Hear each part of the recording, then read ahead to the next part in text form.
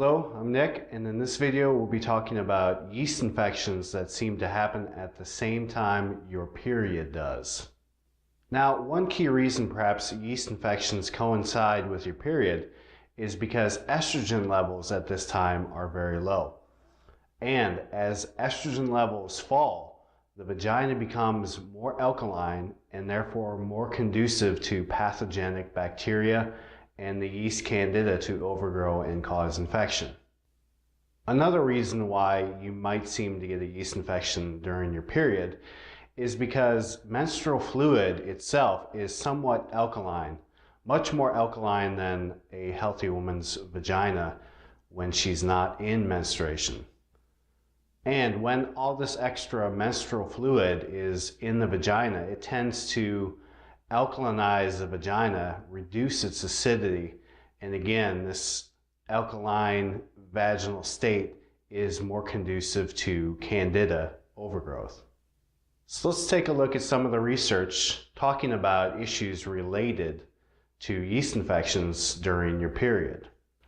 A 2004 study published in the Journal of Gynecology and Obstetrics said that the vaginas of reproductive age women, when they're healthy, usually have a pH of around 4 to 5.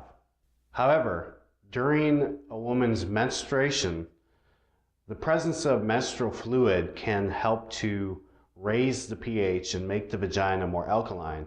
Also, during a period, lactobacillus bacteria, which naturally help to secrete lactic acid and acidify the vagina, their populations tend to diminish with the shedding of this vaginal tissue.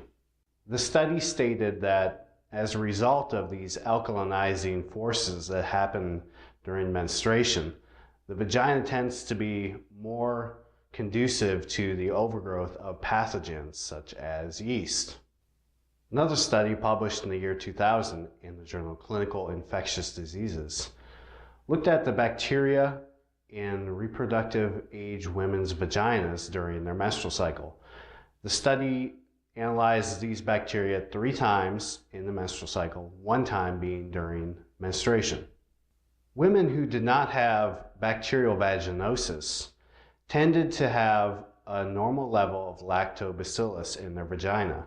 About 98% of the women had lactobacillus bacteria in their vagina, and this rate of lactobacillus colonization did not change much for these women during the course of their menstrual cycle.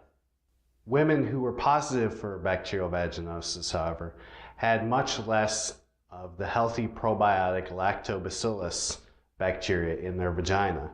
When the women were checked during menstruation who had bacterial vaginosis, only 33% of them had lactobacillus in their vagina.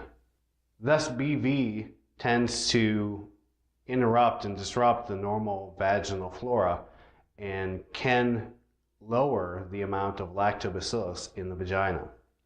So we can conclude that women who have a bacterial vaginosis infection may also have a lot less healthy probiotic bacteria in their vagina and therefore may be more prone to yeast infections during their period. One way to know if you have bacterial vaginosis is if you notice a foul, fishy, or high cheese smell from your vagina that is unusual. In such cases, you likely have bacterial vaginosis, and these harmful pathogenic bacteria are crowding out the good probiotic bacteria in your vagina, and the amount of these probiotic bacteria is especially less during menstruation. At this time, you seem to get a yeast infection because there's just not enough probiotic bacteria fighting against candida, and therefore it has a great opportunity to overgrow and cause infection.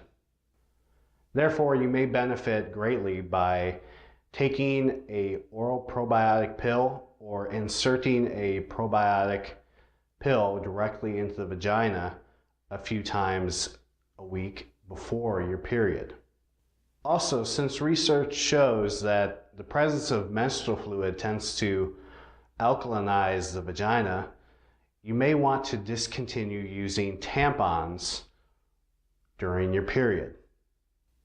Tampons, of course, will trap the menstrual fluid and allow it to hang around in the vagina and make it significantly more alkaline because of this trapped menstrual fluid. Also, if you're using a synthetic douche during your period, douches have been shown to disrupt the normal vaginal bacteria and can lead to infections.